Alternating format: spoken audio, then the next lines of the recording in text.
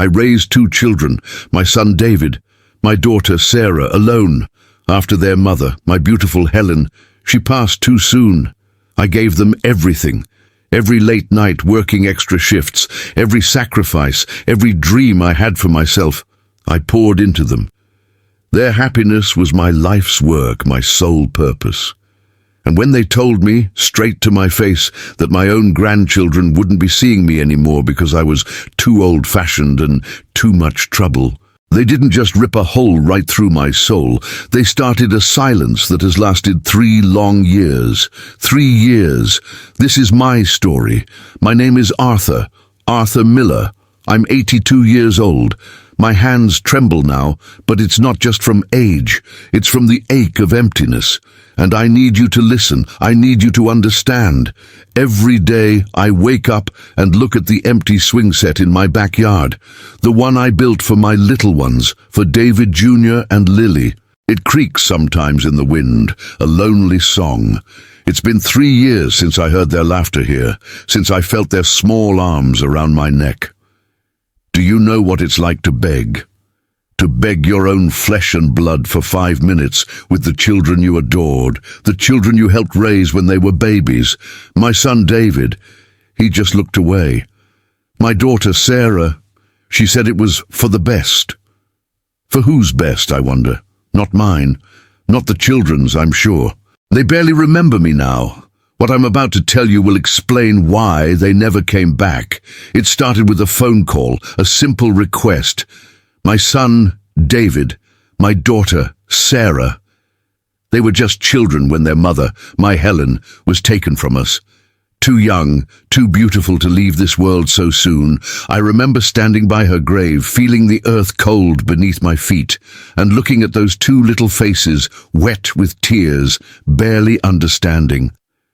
David was only 8, Sarah just 5. That day I made a promise, a silent vow to Helen, to give them everything, and I did. I truly did. I remember those early mornings, the sun barely peeking over the horizon, painting the kitchen in soft pale gold. I'd be up first, the smell of fresh coffee filling the small house, trying to coax the old radio to play something cheerful. Then I'd hear them, tiny footsteps, sleepy yawns. David, all messy hair and curiosity, always asking, "Why, Papa? Why is the sky blue?" And my Sarah, my little artist, meticulously drawing on whatever paper she could find, humming a tune only she could hear. I'd make them pancakes, always pancakes on Saturdays. Helen's recipe, flour on my hands, laughter in the air as they'd try to steal chocolate chips from the bowl. Their giggles. That was the sweetest music I knew. Their joy after Helen passed, it was my lifeline, my reason to keep breathing.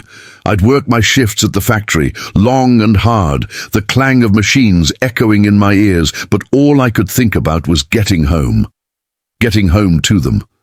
I'd rush back, tired, aching, but the moment I'd open that front door and hear Papa, all the weariness would melt away. We didn't have much money, but we had each other. We had our evenings. I'd sit by the old fireplace, its warmth a comfort against the chill of grief, and read them stories. David would lie on the rug, his head on my knee, tracing the patterns on my trousers. Sarah would be tucked into my side, her tiny fingers clutching the worn fabric of my shirt. The Little Prince was her favorite. I must have read it 100 times, trying to make the stars shine brighter with my voice. I can still hear my voice, a little hoarse, telling them about drawing sheep and protecting roses. The silence now. It's so loud it screams where their voices used to be. David, my son, he was a stubborn one, a real firecracker. He wanted to play baseball more than anything. We didn't have money for expensive equipment, so I cobbled together a mitt from old leather scraps and found a worn wooden bat at a yard sale. Every evening after dinner, we'd go to the park down the street. Just the 2 of us. I'd pitch, he'd swing. Sometimes he'd miss, throw the bat down in frustration, his little face flushed. But I'd pick it up, dust it off and say, "Try again, son. That's how we learn." And he would. He'd swing, and when that bat connected, sending the ball soaring, His face would light up brighter than any stadium lights.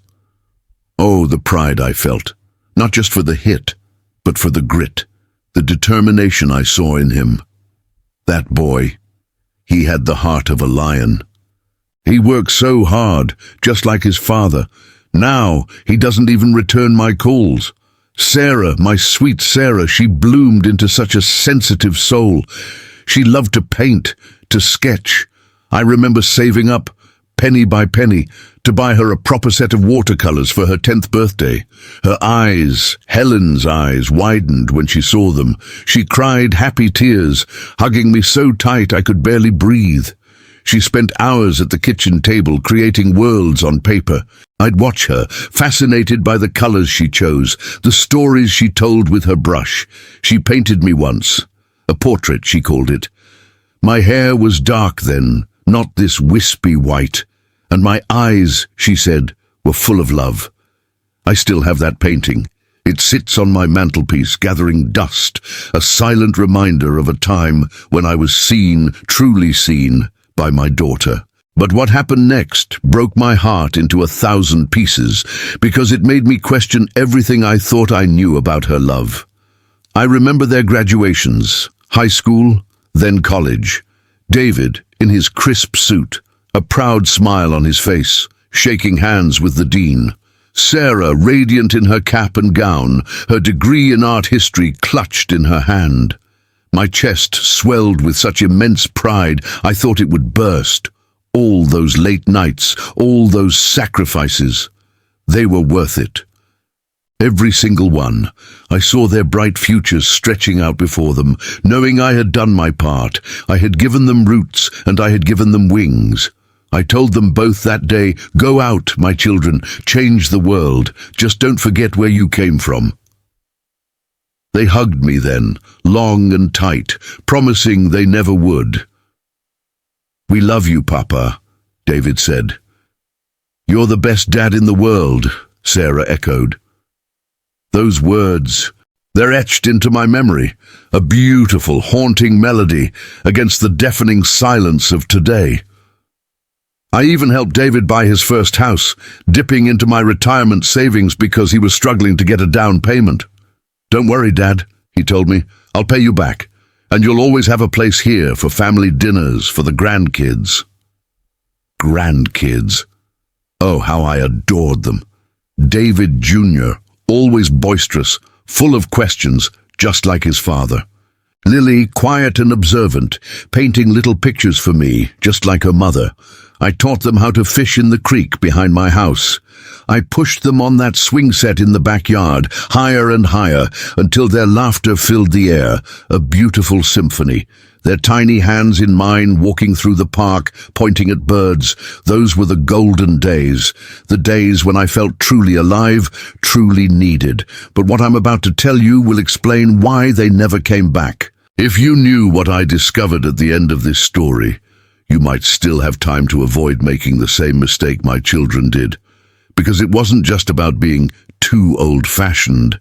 It was something much deeper, much colder, that tore us apart. It started slowly, like a tiny crack in a window pane, and then it shattered everything.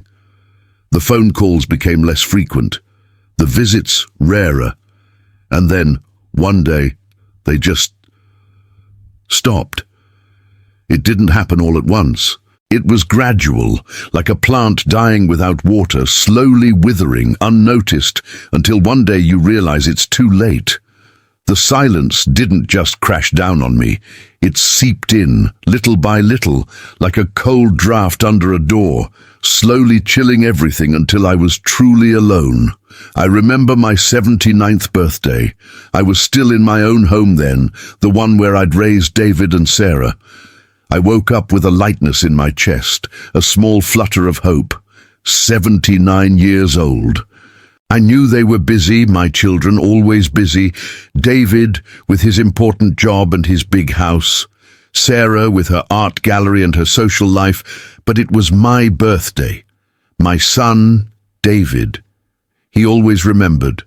My daughter, Sarah. She would always call, Even if it was just for a quick happy birthday, Papa. I'd spent the morning baking a small lemon cake, Helen's recipe, just in case they dropped by. The smell filled the kitchen, a sweet, hopeful aroma. I polished the old silver tea set that Helen had loved, set out my best cups. I even put on a clean shirt, a bit creased, but still good. I waited. The phone sat on the kitchen counter, an old rotary phone, black and sturdy, just like the one Helen and I had picked out together. I must have looked at it 100 times that day. Each time it didn't ring, a tiny piece of that hopeful lightness chipped away. The sun started to set, painting the kitchen windows in hues of orange and purple, the same colors Sarah used to try and capture in her paintings. The cake sat untouched on the counter, slowly growing stale. The silence in the house grew heavier. I kept telling myself, they're just busy, Arthur. They'll call. They always do. But they didn't. The only call I got was an automated one reminding me about my next doctor's appointment. I ate a slice of the lemon cake alone, the sweetness tasting like ash in my mouth. That was the first time they forgot, the first crack in the pain. But what happened next broke my heart into 1,000 pieces. After that, the excuses became as routine as the sunrise. Work is crazy, Dad. The kids have their soccer practice, Papa. Traffic was a nightmare. We're heading out of town this weekend. They piled up, one on top of the other, forming a wall between us. I'd call, my old voice a little shaky, trying to sound cheerful. Just checking in, my son. How are you, my little girl? And they'd respond, sometimes with genuine affection, but mostly with a hurried tone, an underlying impatience I could hear even through the static of the line. I always ended the call with, I'm fine, perfectly fine. Don't you worry about your old papa. I pretended everything was fine, so I wouldn't be a bother. Because that's what I felt like, a bother, an obligation. I remember one Christmas. I'd spent weeks knitting scarves for David Jr. and Lily, my little grandson and granddaughter. Each stitch was a prayer, a memory of their laughter. I called Sarah to ask when I could drop them off, or if they were coming over. She hesitated. Papa, she said, her voice strained, we're going to David's this year, and then we're going skiing. It's just a lot of driving. My heart sank, but I forced a smile into my voice. Oh, of course, my dear. Have a wonderful time. Don't worry about me. I have plenty of books to read. I spent Christmas Eve watching an old movie on TV, the knitted scarves lying on the armchair beside me, unwrapped, unreceived. The hum of the old refrigerator was the only sound in the house, a constant reminder of the emptiness. If you think this is sad, wait until you hear what I found out. Then came the fall. I tripped on a loose rug in the hallway, hitting my head on the doorframe. Nothing serious, just a bad cut and a bruised ego. But it scared me. It scared them more, I think. David was there within the hour, his face tight with worry. But a different kind of worry, a practical worry, not a loving one. Papa, he said, his voice flat, we've been talking, Sarah and I, this house. It's too much for you now. I knew what was coming. I felt it in the pit of my stomach, a cold dread spreading through my old bones. It's for your own good, Papa, Sarah echoed, her eyes avoiding mine. We found a place, a very nice facility. They have nurses, doctors, people your age. You won't be alone. The words hung in the air, heavy and suffocating. A facility, a nursing home. My home, the one where Helen and I had built a life, where my children had grown up, where I had cradled my grandchildren. It was no longer good enough for me. It wasn't for my own good. It was for their convenience. I felt a wave of nausea, a dizzying helplessness. I wanted to argue, to fight, to scream, but the words wouldn't come. My throat felt thick, constricted. I just sat there, my hand touching the old wooden table, remembering all the family dinners, the pancake breakfasts. It was like they were discussing a piece of furniture, not a living, breathing man. What I'm about to tell you will explain why they never came back. Here's the part that makes me cry every single night. The forced move was a blur of boxes and cold efficiency. They hired people to pack. My life, neatly compartmentalized, reduced to labels and inventory. I tried to hold on to things, to explain their significance. This is Helen's music box, my son. She loved to listen to it. David just nodded, distracted. Yes, Papa, we'll take care of it. They didn't. Most of my things, my treasures, were deemed unnecessary. My workshop tools, the ones I used to teach David how to fix things, were given away. Sarah's old easel, where she painted her first portrait of me, was left in the attic. The worn leather armchair where I used to read them stories was sold. I couldn't take much to the tiny room they prepared for me, my whole life distilled into a few boxes. I felt stripped bare, like a tree losing its leaves in a harsh winter wind. I still keep his first baby shoe, David Jr.'s, in a small box under my bed. It's one of the few things I rescued, a tiny symbol of a love that once was. The day they drove me to the facility, it was raining. A cold, steady drizzle that matched the ache in my heart. The car ride was silent, punctuated only by Sarah's occasional, forced cheerfulness. Look, Papa, it's very bright inside. You'll make new friends. David just drove, his knuckles white on the steering wheel, avoiding my gaze in the rearview mirror. When we arrived, the building felt sterile, quiet. Not the warm, bustling quiet of a home, but an institutional quiet, filled with the faint smell of disinfectant. They helped me unpack my few boxes, arranging my books on the small shelf, hanging the single photo of Helen that I was allowed to bring. "We'll be back soon, Papa," David said, his hand on my shoulder, a hollow gesture. "Next week for sure," Sarah added, giving me a quick, fleeting hug. An empty promise, a lie. It was the last time I saw them together, walking out of that door, their backs to me, carrying the last vestiges of my hope with them. That evening, I sat on the edge of my new bed, the thin blanket unfamiliar beneath my fingers. The silence was absolute, save for the distant hum of the ventilation system. No television chatter from the living room, no footsteps above, no Sarah humming as she painted. I reached for the phone on the small nightstand. It was a facility phone, connected only to an internal line. I couldn't call them. I couldn't call anyone. I was truly, utterly alone. I remember thinking, was I a bad father? Why don't my children want me around? I replayed every argument, every firm decision, every moment of discipline from their childhood, searching for a flaw, a reason. I worked my whole life to give them everything. Now I'm a burden. And my grandson, David Jr., and my Lily, they don't even know my name now. This room, this lonely little box, became my entire world. And outside, the world, my children, my grandchildren, continued without me. What I'm about to tell you will explain why they never came back. This room, this lonely little box, became my entire world. And outside, the world, my children, my grandchildren, continued without me.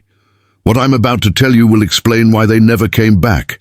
Every morning, the same routine. The overhead lights flicker on at 6, a harsh, unforgiving glare. I open my eyes to the same beige walls, the same institutional curtain. There's no sunbeam dancing across the floor, no bird song from the maple tree outside my old bedroom window. Just the sterile quiet, broken only by the distant clatter of breakfast trays or the low murmur of a nurse. I lie there for a while, just breathing, trying to find a reason to get up. My body aches, but it's the heart that truly feels heavy.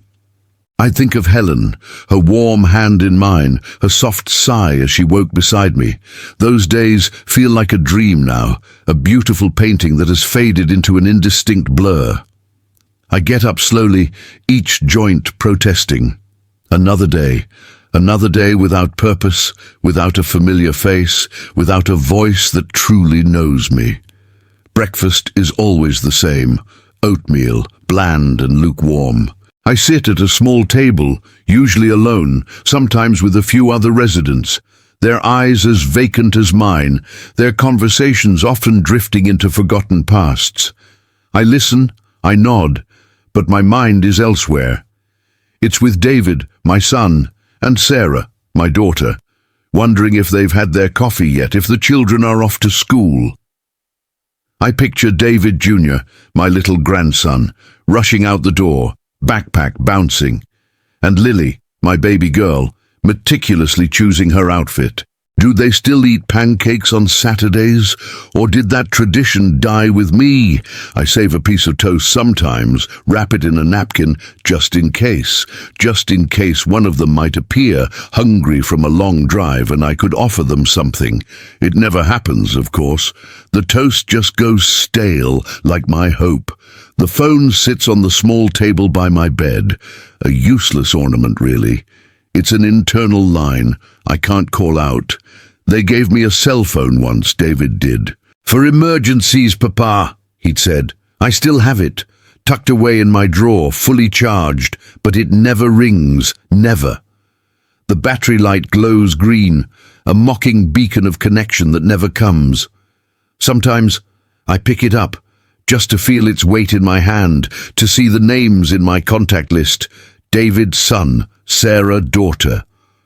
I used to call them, try to reach out. Now I just look at the names, my thumb hovering over the call button. But I don't press it. What would I say? I'm lonely. I miss you. They're too busy. They don't want to be bothered. My hands tremble now, but it's not from Parkinson's. It's from longing for a voice, any voice that cares. I spend hours sitting by the small window, watching the rain, the snow, the sun cycle through the seasons. The world outside moves on, vibrant and alive, while I feel like a forgotten relic. The silence is so loud it hurts my ears. It presses in on me, heavy and suffocating. Sometimes I take out Helen's photograph, the one I'm allowed to keep. Her smile is still so bright, so full of life. "Oh, Helen," I whisper, my voice raw. "What happened to us? To our family?" I tell her about my day, about the bland oatmeal, about the never-ringing phone.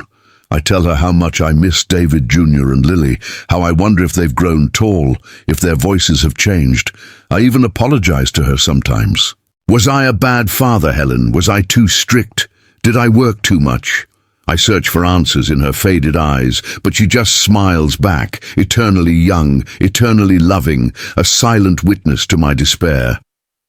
Holidays are the worst, the absolute worst. Christmas, Thanksgiving, birthdays, they all blur into a parade of heightened loneliness.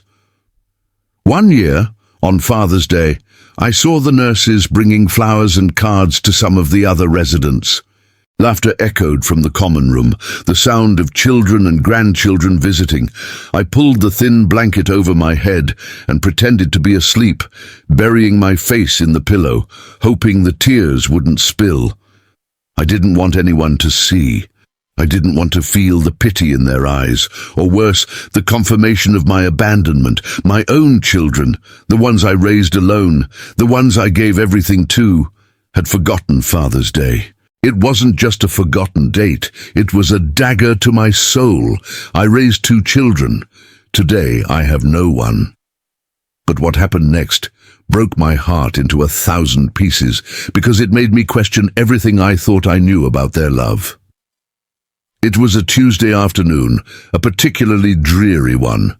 I was sitting in the common room trying to make sense of a crossword puzzle when Mrs. Gable walked in. Agnes Gable, my old next-door neighbour, a sweet woman who used to bring over her famous apple pie.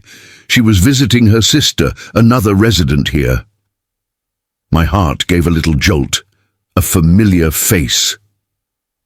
"Arthur!" she exclaimed, her eyes widening.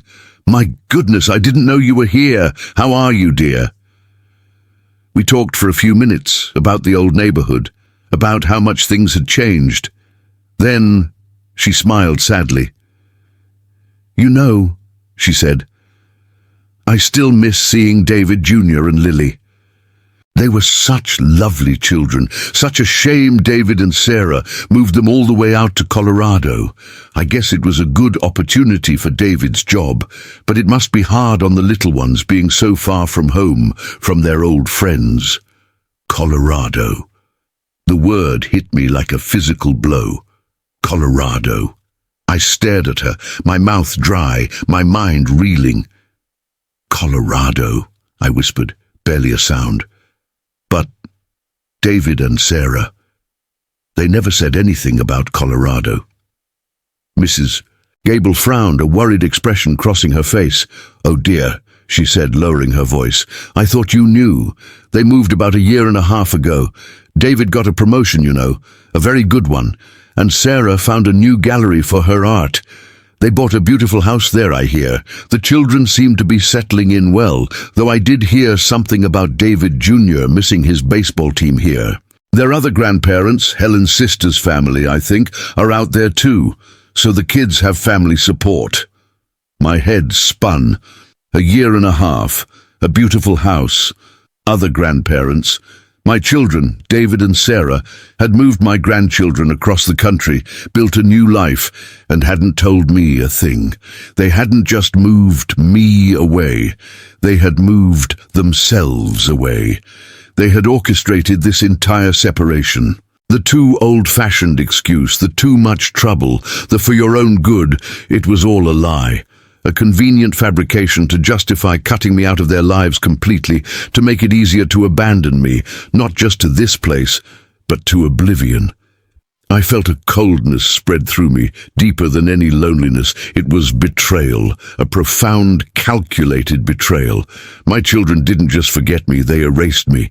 They built a new life, a new family unit, without me, and they didn't even have the decency to tell me. They let me sit here, day after day, year after year, clinging to the false hope that they were just busy, that they were just nearby, but unable to visit. They allowed me to believe that I was simply a burden they had to place somewhere, when in reality they were moving on to a new, unburdened existence. I worked my whole life to give them everything. Now I'm a burden they simply disposed of. My little grandson, David Jr., and my Lily, they don't even know my name now, not truly.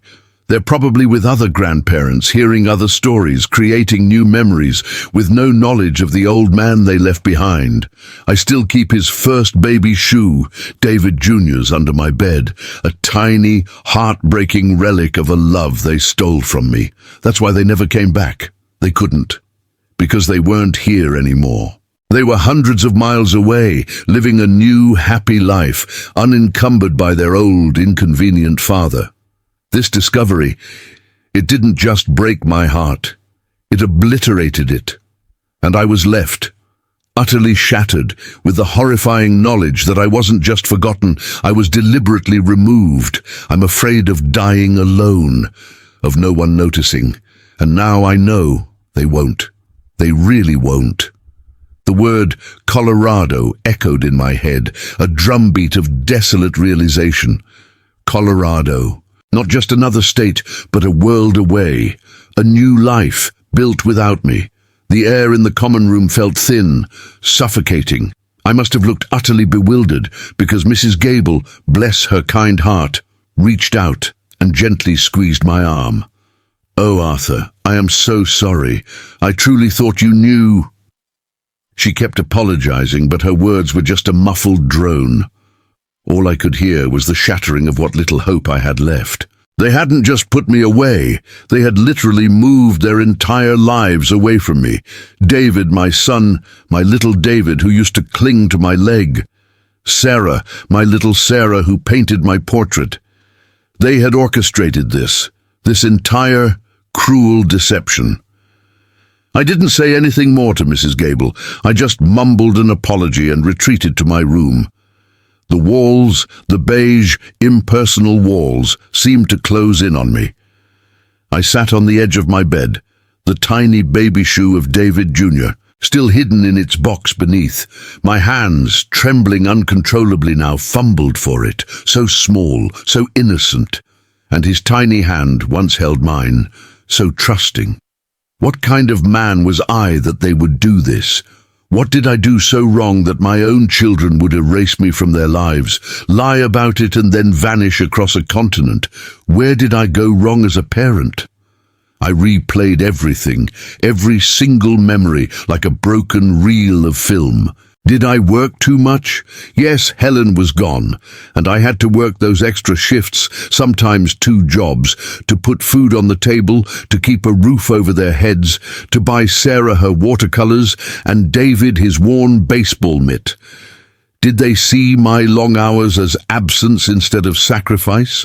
Was I too strict? I tried to teach them right from wrong, to be disciplined, to respect others. I wanted them to be good people, strong and kind. David, my stubborn boy, sometimes chafed under my rules. Sarah, my sensitive girl, often retreated into her drawings. Did my lessons feel like a burden to them? Was my love, my guidance, not enough? Or was it too much? I remember telling David to always finish what he started, even when it was hard, and Sarah that it was okay to cry, but then you had to pick yourself up. Maybe I pushed them too hard. Maybe I loved them in a way they couldn't understand or didn't want. The thought coiled in my stomach, a cold, bitter knot. My children, my son, my daughter, they were my life's work, my sole purpose, and now I was just a discarded blueprint. I don't hate them. How could I hate my own children? The ones I held when they cried, the ones I laughed with, the ones I watched grow into adults. No, the feeling isn't hatred. It's a deeper, more agonizing ache. It's the pain of being forgotten, of being rendered invisible, that hurts more than any anger ever could. I forgive them for not visiting. I forgive them for leaving me here. I even somehow forgive them for not telling me they moved, because what else can I do? My forgiveness is a heavy cloak I wear, suffocating me with its sorrow. It's a wound that festers, not because of malice, but because of absence. It's the kind of forgiveness that doesn't bring peace, only a deeper, emptier sadness. But what happened next broke my heart into 1,000 pieces, because it made me question everything I thought I knew about their love. After that day, I started to write a letter, to David, to Sarah. My hand trembled so much the ink often bled, smudging the words. I wrote about the pancakes, about the little prince, about the baseball games in the park. I wrote about the pride I felt at their graduations, about the joy of seeing my grandchildren. I wrote about how much I missed them, how much I missed David Jr. and Lily. I even wrote the words, "Was I a bad father? Please tell me." And I poured out every ounce of my broken heart onto those lined pages, a testament to a love that had nowhere left to go. I wrote about Helen, how proud she would be of them, if only she knew what they had become, how she would never, ever have allowed this. I wrote about my fears, about dying alone, about the silence. I even wrote, "I forgive you." I spent days on it, revising, crossing out, adding more tears than words. It became thick, heavy, a physical manifestation of my despair. When it was finally finished, a raw, honest plea from a dying man, I held it in my trembling hands. I looked at the names I had written on the envelope. To David and Sarah. Then I slowly, deliberately, put it away in a drawer. I never sent it. What was the point? They had already made their choice. They had already moved on, physically and emotionally. To send it would be to disturb their carefully constructed peace, their new life without their old, inconvenient father. It would be to ask for something they were clearly unwilling to give. It would only make me feel like a burden again, reaching out across hundreds of miles, only to be met with another calculated silence. My little grandson, David Jr., and my Lily. They don't even know my name now, not truly, and I am left with the crushing weight of that realization. I used to believe a parent's love was a bond that could never break, a sacred connection that time and distance could never sever. I was wrong. My heart aches not just for myself, but for the children I raised, who learned to live without love, or at least without mine. This painful acceptance is the heaviest burden of all. I just sit here now, with my memories, my regrets, and the knowledge that my place in their story is over. I am merely a ghost in the narrative of their lives, a forgotten chapter. If you are watching this and you have elderly parents, or even just parents still alive, please listen to an old man's plea. You see me here, an old man, alone. You've heard my story, the story of my son David and my daughter Sarah, and perhaps you think that won't be me. But I'm here to tell you, one day you will be in my place, staring at nothing, waiting for a visit that never comes. The silence will be deafening, just like it is in this room right now, broken only by the hum of the air conditioning, a constant reminder of how empty your world has become. My hands tremble as I say this, not just from age, but from the raw, open wound in my heart. The truth is, it's not the grand gestures that we yearn for in our final years. It's the small ones.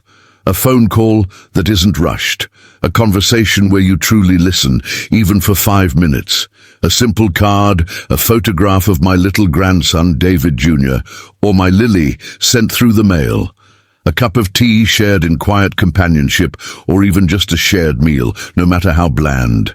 To be asked, "How was your day, Papa?" And to have someone genuinely wait for the answer, to feel a hand in yours, a hug that isn't fleeting, to know you are remembered, thought of, loved. That's all we want. That's all I ever wanted. It's not about the money. I worked my whole life to give them everything. I helped David with his house, thought that was love. But it wasn't the money I craved in the end.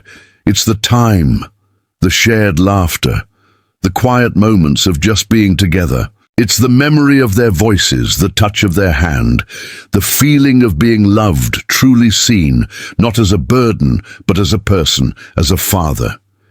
That's what truly matters at the end of life. The achievements fade, the possessions mean nothing, but the love, the connection, those are the treasures we cling to. Those are the memories that keep the bitter silence at bay. Don't let pride or busy lives or even a misunderstanding steal that from you. Don't leave it for later. Later might be too late. Hug your parents, tell them you love them today. Visit them, call them, remind them they are not forgotten, that their lives, their sacrifices still matter. Don't let them sit, as I do, day after day, year after year, replaying memories of laughter and love against a backdrop of crushing emptiness, wondering where they went wrong or what they did to deserve this. Please don't let them wonder. I still hope to see my son David and my daughter Sarah one last time, to see my little grandson David Jr. and my Lily. Is that too much to ask before I close my eyes forever? This was the story of Arthur, one among millions of abandoned elders. His plea, his raw pain, echoes the silent suffering of countless others who are left to navigate their final years in solitude, wondering why they are no longer enough, no longer wanted. Arthur's life, once vibrant and full of purpose, was reduced to a small room and faded memories, replaced by the crushing weight of betrayal and absence. His longing for his grandchildren, David Jr. and Lily, and the simple presence of his son, David, and daughter, Sarah, is a testament to the profound need for human connection that never truly diminishes, no matter our age. If this story touched your heart, if Arthur's quiet despair resonated within you, then please don't put off that call, that visit until tomorrow. Don't let precious moments slip away. Time doesn't go back. And regret, as Arthur knows all too well, is the only feeling that has no cure. It's a burden heavier than any physical ailment. Don't let your parents, your grandparents, feel the unbearable loneliness that Arthur endures every single day. Share this video with someone who needs to hear this message. Let Arthur's story be a stark reminder of what truly matters in life. And if you have elderly parents or any loved one who is growing old, hug them for me. Hug them while you still can. Tell them they are loved, that they are seen, that their sacrifices were not in vain. Make sure they know they are not a burden, but a cherished part of your history, your present and your future. Subscribe to the channel Portraits of Life, Pain in the Soul for more stories that remind us what truly matters. Let us not forget those who shaped us, for in remembering them, we remember ourselves.